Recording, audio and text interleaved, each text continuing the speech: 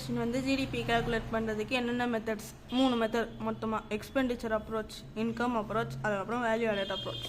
First வந்து expenditure approach பார்க்கலாம்.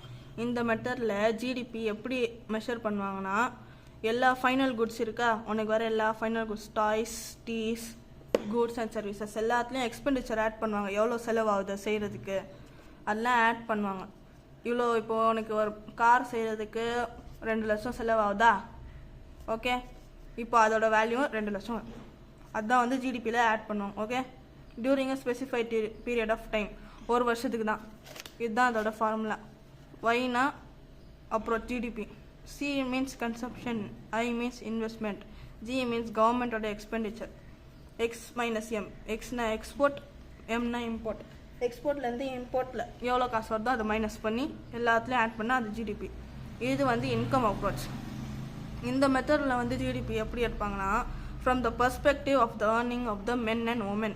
இப்போது ஒரு ப்ரொடக்ஷன் ஃபேக்ட்ரியில் கூட்ஸ் அண்ட் சர்வீசஸ் செய்கிறதுக்கு வேலை பார்ப்பாங்களே எம்ப்ளாயீஸ், அவங்க கண்ணிலேருந்து எப்படி தெரியும்னா, the income approach to this measure is wages, rent, interest, profit. அவங்களுக்கு ஜிடிபி எப்படின்னா, அவங்களுக்கு வர சம்பளம் அதில் அவங்க ரெண்ட்டும் பே பண்ணணும், இன்ட்ரெஸ்ட்டும் இருக்குது, ப்ராஃபிட்டும் இருக்குது. அதுதான் income approach. Okay, value added approach ரொம்ப ஈஸியானது. இதுதான். a cup of tea is served to you in a hotel. ஒரு ஹோட்டலில் உனக்கு கப் ஆஃப் டீ தராங்க, அது வந்து ஒரு final good. The goods use to make it வந்து டீ பவுடர், மில்க்கு, சுகர், இதெல்லாம் இன்டர்மீடியட் குட்ஸ் சொல்லுவாங்க. ஏன்னா இது வச்சு தான் ஒரு ஃபைனல் குட்டை உருவாக்க முடியும்.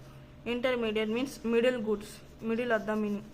Since they form a part of the final good, the cup of the tea. One way to measure the market value of the cup of the tea is to add the value produced by each intermediate goods to use to produce it.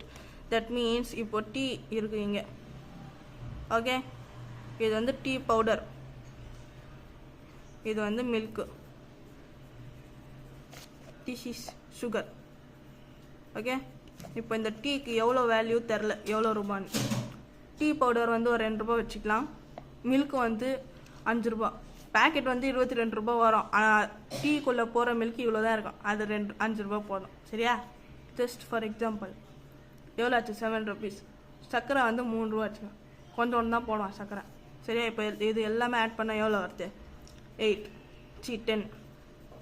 அதுதான் இந்த டீயோட value 10 rupees. அப்படி தான் add பண்ணுவாங்க.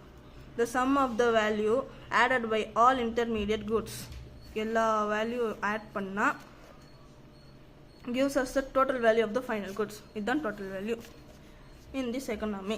இதோட formula வந்து intermediate goods plus final good. Okay, done.